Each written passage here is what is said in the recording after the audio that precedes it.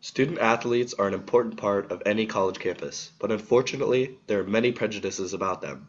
I'm Noah Haraz. I'm Myra Lattimore, and in this presentation, we'll be taking a look at some of the judgments made about student athletes. We approached this investigation by taking 2 points of view, One from a varsity athlete like myself. and the other from a regular student, such as me. We hope that by examining the idea from 2 viewpoints, we can better propose ways to improve any misconceptions about student athletes. Student athletes go beyond the role of traditional students by representing their institution in athletic competitions as well as being a full-time student. With such emphasis on successful athletic programs, the well-being of student athletes is a high priority, not only for the reputation of the school, but also for the reputation of student athletes in general. Seeing as the Georgia Tech Athletic Association brings in more than $65 million per year in revenue, student athletes are very valuable. Just over 400 students at Georgia Tech are members of varsity athletic teams, composing under 3% of the student body. Although a considerable minority, these select few do receive many benefits for being a student athlete. This is correct. Student athletes can note their hard work paying off through real benefits like a dedicated area to study that has computers and free printing, an excellent tutoring program, and countless dietary supplements to help enforce physical recovery and health. These tangible benefits are only part of what student athletes get out of their experience. All 3 student athletes I interviewed stated that they learned good time management skills, how to be hardworking and dedicated, and how to spend most of their time working on school or their sport. Here are some pictures of the tangible benefits athletes receive. Here you can see a dining hall restricted to only athletes and athletic staff. They usually serve meals of above average quality here. Here's the student center I mentioned before. There are a significant number of computers to perform work on, printers for unlimited free printing, meeting rooms for student groups, and comfy chairs to relax in. Because of the unique responsibilities of student athletes, regular students see a difference between themselves and athletes. Unfortunately, judgments may be made about student athletes. Because student athletes receive benefits such as scholarships for their athletic talent or special academic advisors, some students believe athletes have substandard intelligence. Through my interviews of my peers that were not members of varsity sports here at Tech, I found that many agreed with the statement that people feel athletes are below the academic standards of Georgia Tech. Rachel, a student here who has had some past experience with sports, said that people instantly make assumptions when they meet a student athlete because they are different from the rest of the student body. Gina, a member of the cheerleading team, agreed by saying that there is a stigma around athletes who are recruited, particularly for basketball or football. There is no doubt that there are many benefits about being a student athlete. However, some feel that these perks are not reasonable. One of the interview responses described athletes as somewhat babied with the tutoring and resources they receive. The general idea for this statement is that there is a belief that the job that student athletes do does not warrant the benefits they receive.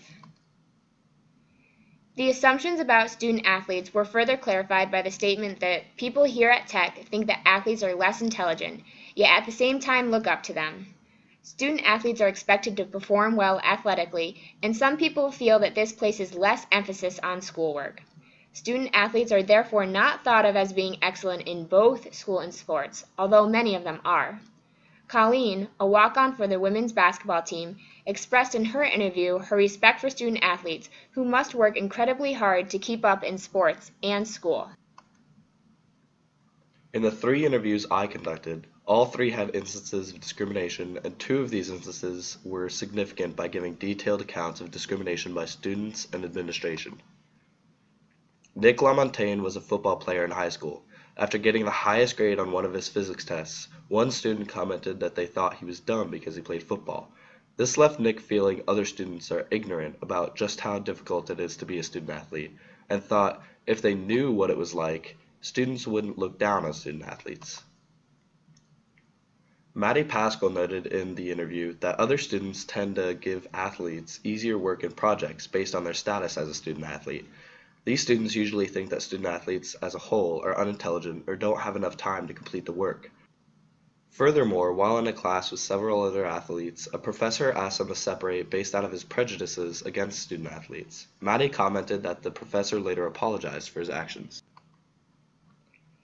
In reality, student athletes have academic standards they must meet on top of their athletic expectations. Some athletes, such as cheerleaders or walk-ons, were admitted to Tech based solely on their academic record, and countless others certainly meet the criteria to be students at Tech. All student athletes have minimum GPA requirements, and some teams, such as the women's basketball team, require their members to attend class and sit within the first 2 rows. Student athletes must balance a challenging class schedule with rigorous workouts, and are expected to contribute to the success of the team. Student athletes must attend class and complete their work towards their degree, just like regular students. They must catch up on missed class material and exams due to traveling, and also save time for adequate amounts of downtime, sleep, and meeting dietary constraints. In the end, athletes have responsibilities that frequently exceed those of regular students. Although there are misconceptions about student athletes, we feel that steps may be taken to help clear things up. From the side of non-athletes, knowledge of the lifestyle of student athletes may allow students to be more understanding of athletes. Students should be aware that athletes do have to meet academic requirements on top of their athletic obligations. A campus event, such as Meet the Athlete Day, that includes informational flyers or booths could help students understand the challenges of being a student athlete. A more public display of the academic requirements for student athletes could help reduce the assumptions that people make. As a student athlete, I understand how difficult it is to balance so many responsibilities and sometimes get to the point of contemplating taking the easy way out by cheating or slacking academically. Unfortunately, some individuals give in to this urge and end up corrupting the portrayal of student athletes, or worse, corrupting others.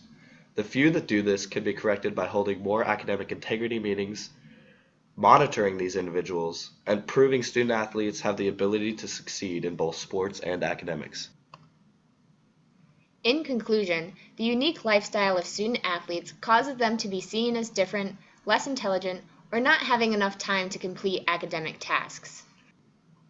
Athletes feel like these judgments are unfounded, ignorant, and skewed. Misconceptions could be remedied by educating people about the challenges of being a student athlete, and by correcting the few athletes corrupting how student athletes are viewed.